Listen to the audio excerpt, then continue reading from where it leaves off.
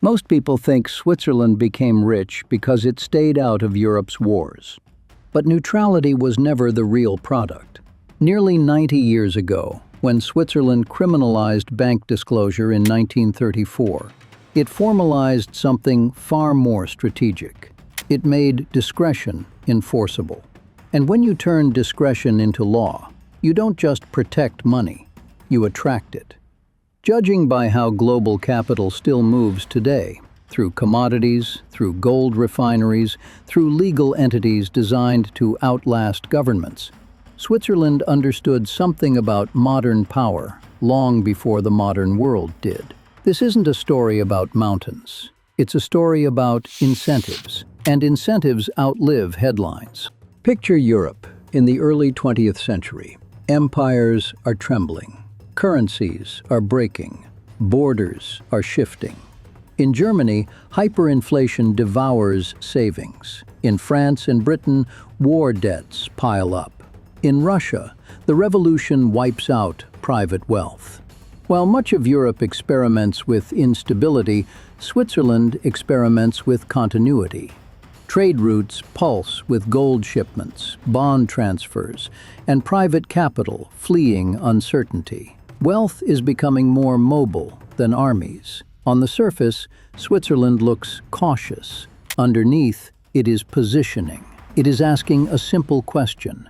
What happens when capital fears politics? And more importantly, where does it go?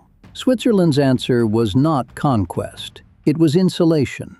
So what happens when a civilization becomes richer, faster than it builds durable rules around that wealth? Switzerland is not a thinker in the traditional sense, but it developed a doctrine, part banker, part mediator, part fortress.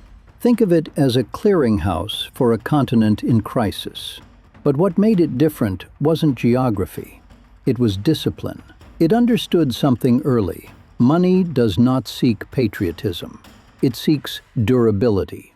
When governments inflate, confiscate, or collapse, capital searches for the lowest political temperature.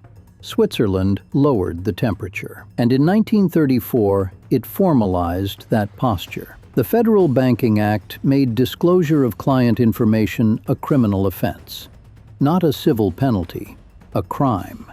On the surface, this was protection, particularly as Nazi Germany pressured institutions for Jewish account information. And that protection mattered. But underneath, something more strategic occurred.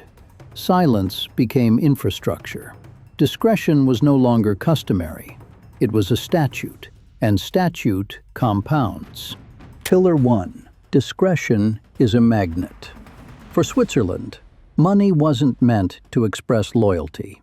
It was meant to move safely. Capital behaves like water. It flows toward the lowest friction. Switzerland reduced friction. When revolutions erupted, assets that had crossed into Swiss territory survived. When regimes changed, Swiss institutions remained. One law governed everything. Discretion attracts volume, not a metaphor, a balance sheet reality. Pillar 2. Neutrality is an economic asset. This wasn't about morality. It was mechanical. When two adversaries cannot transact directly, they use intermediaries. Intermediaries survive because they serve both sides. During World War II, gold passed through Swiss refineries. Assets moved through Swiss accounts. After the war, investigations revealed dormant accounts and looted gold had traveled through the system. Settlements were eventually paid decades later. But the infrastructure endured. Different era, same incentive. Neutrality is not passive. It is positioning. Pillar 3. Law turns culture into power. Secrecy existed before 1934, but the law hardened it. Once discretion is protected by criminal code, it becomes predictable, and predictability attracts scale. Over time, Switzerland built more than vaults. It built expertise, legal structuring, private banking precision, asset protection across jurisdictions. When people fear instability, they create demand for insulation. Switzerland supplied insulation. Modern economists call it safe haven flows, regulatory arbitrage, and capital migration. But the logic predates the jargon. Money moves toward durability. After World War II, the world reorganized. Empires dissolved. New states emerged. With them came new elites. Some generated wealth legitimately. Others extracted it. Across Southeast Asia, Africa, and Latin America, political instability coincided with private fortunes leaving domestic borders. Switzerland did not create corruption, but it offered continuity, and continuity is attractive to volatile power. When regimes fell, frozen assets were sometimes contested.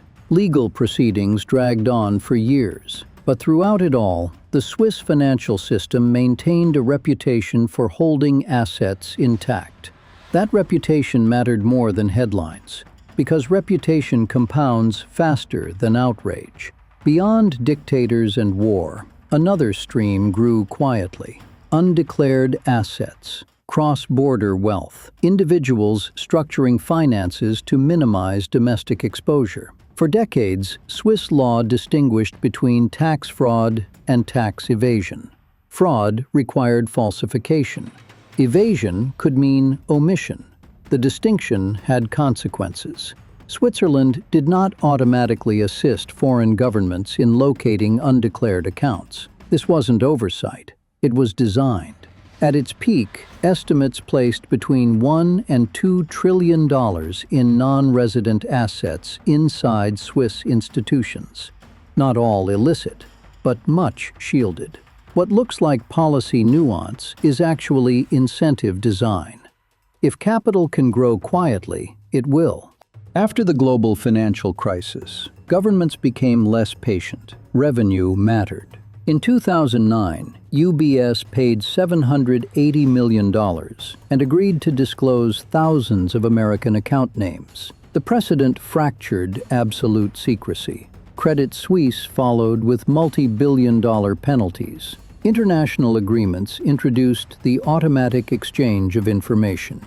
On the surface, the era of banking secrecy ended, but something more interesting happened. The core advantage did not vanish. It evolved. Because Switzerland had spent decades building wealth management expertise beyond mere concealment, it had become not just a vault, but an architect, and architects adapt. Here is where the story shifts.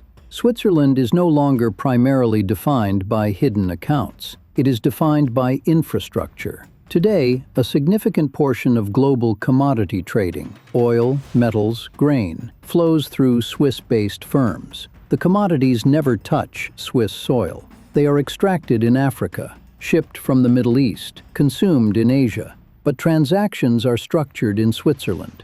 Profits are booked in Switzerland. Switzerland does not need to own the resource. It facilitates its movement.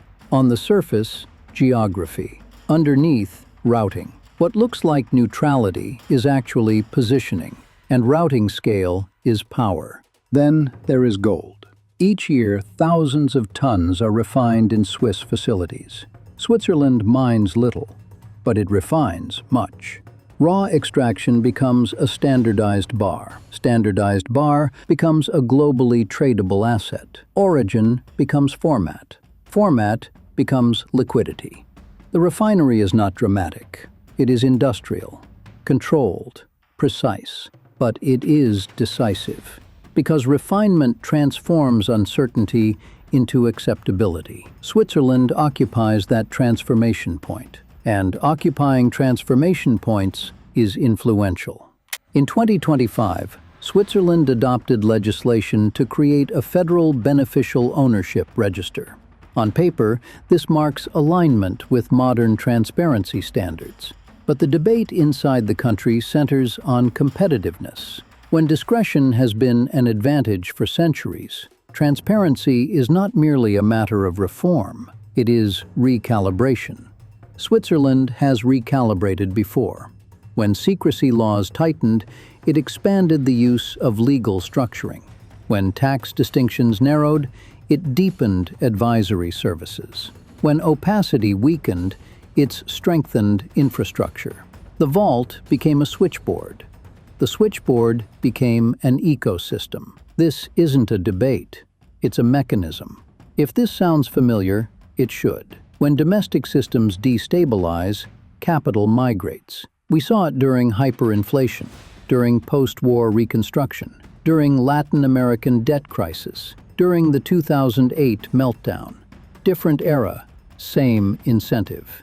Money seeks insulation from volatility. Switzerland built itself as insulation. Economic collapse is rarely about shortage. It is about credibility erosion. And when credibility erodes, the math stops mattering. Switzerland's long-term strategy was to remain credible while others fluctuated. Today, the world is fragmenting again. Sanctions expand. Trade blocs tighten. Currency systems strain. Money moves faster than governance can regulate it. Neutral nodes become more valuable in fragmented systems, not less. Switzerland sits at the crossroads of commodities, gold refinement, wealth management, and legal structuring. It is less visible than an empire, but possibly more durable, because it does not depend on dominance. It depends on utility. Utility survives regime change. Switzerland did not conquer territory. It did not build global military alliances. It built something quieter. It monetized neutrality.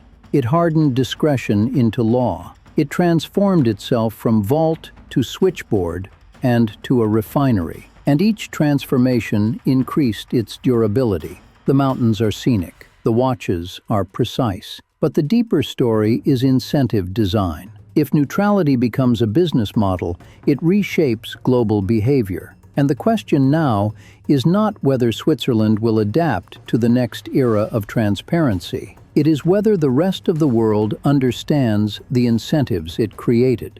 Because history doesn't repeat, but incentives do. And Switzerland built itself around them.